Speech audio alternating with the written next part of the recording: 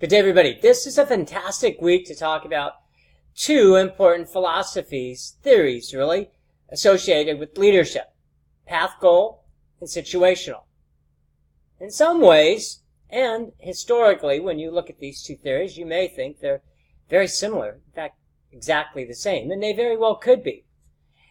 The path goal theory says that you look at the organization, group of individuals, and then you determine what type of leader would work in that environment. Then you try to find a leader that would work well in that environment.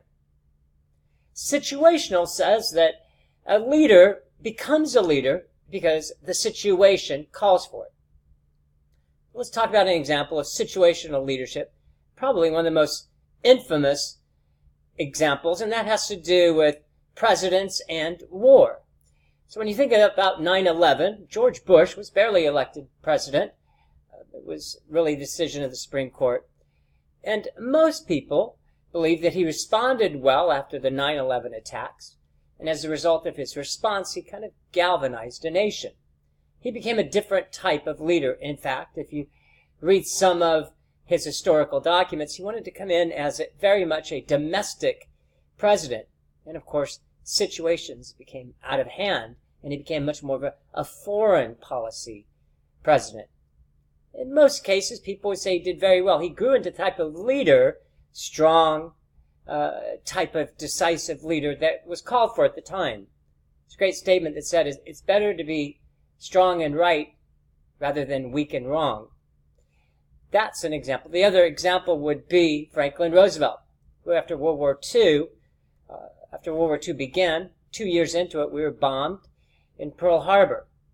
He became a great, legendary leader as a result of marshaling this country through the war. Similarly, across the pond, as they say, from the United States to Britain, Winston Churchill became, in some instances, the greatest leader of the 20th century because of the way that he galvanized the free world against the others in World War II. Thomas Edison is also seen as a great leader as well. Those two tend to be at the top of just about every list we see.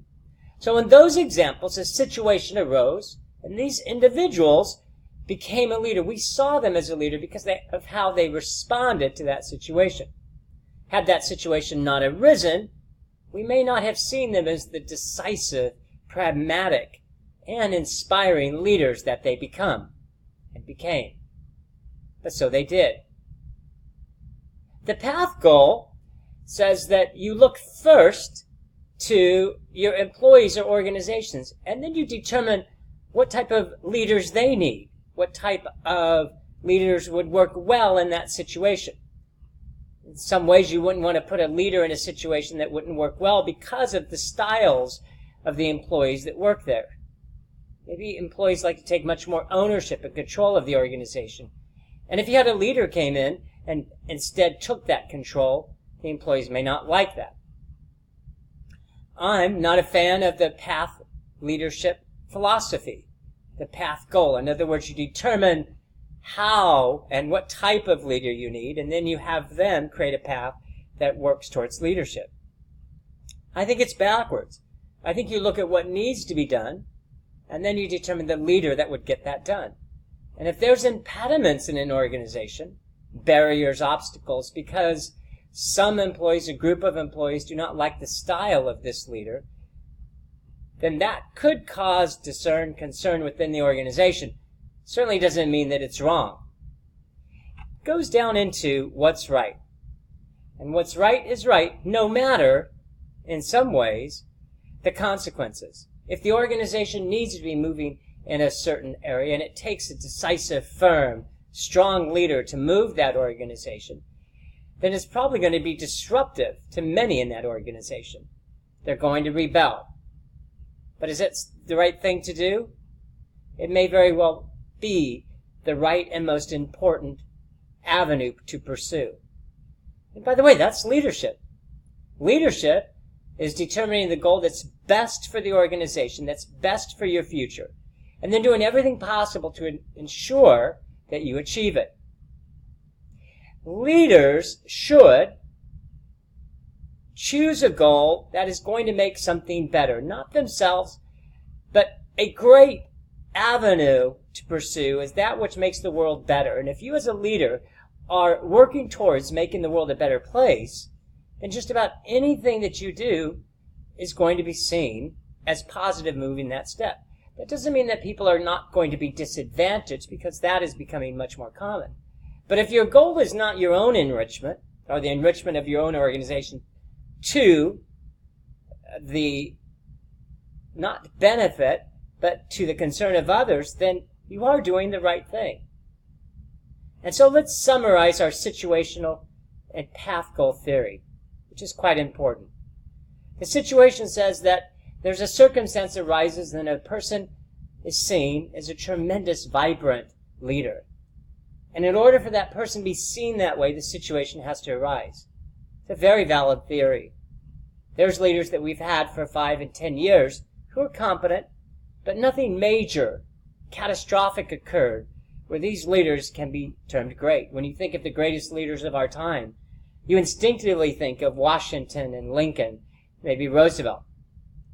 Ironically, all of them were presidents during wars. So these great circumstances, thankfully, brought great people to the forefront. That is a theory that we'll discuss more. The path goal is a different theory. It says you look towards people first, and then determine what type of leader those people need. Then you try to find or be that leader. In some ways, it's a backwards theory. Leadership is about being in front. It's about being different. It's about having skills that other people don't have. It's about making difficult decisions. And when we look at those characteristics that a leader has, and I believe that they have 4, they have a passion for what they do. They have guts, courage, perseverance, whatever you want to call it. I call it guts. That's the second aspect. And then they're impervious to criticism and they're impervious to failure. You look at any great leader in our time, they have those 4 characteristics. Passion for what they've done. That passion that no matter what happens, they won't give up. And they have guts. No matter what the circumstance is, you call it an obstacle or barrier, they'll overcome it. It will not be a deterrent. And then they're impervious to criticism and they're impervious to failure. Even if they fail, they know it's only a stumbling block until they get to their promised land. So those are aspects we look for in leaders.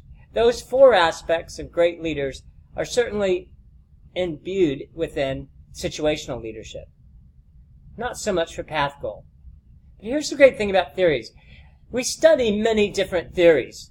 Hopefully we create our own. Theory is only an idea. It's one person's idea.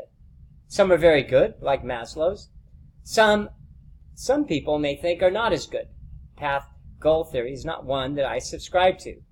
But the key is to read as many theories as you have, determine many theories on your own, and then at the end, based on your research on theories in the past and the way the world is moving in the future, create a theory that you think works in your time.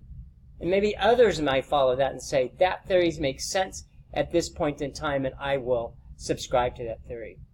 That's what we hope that you get out of education.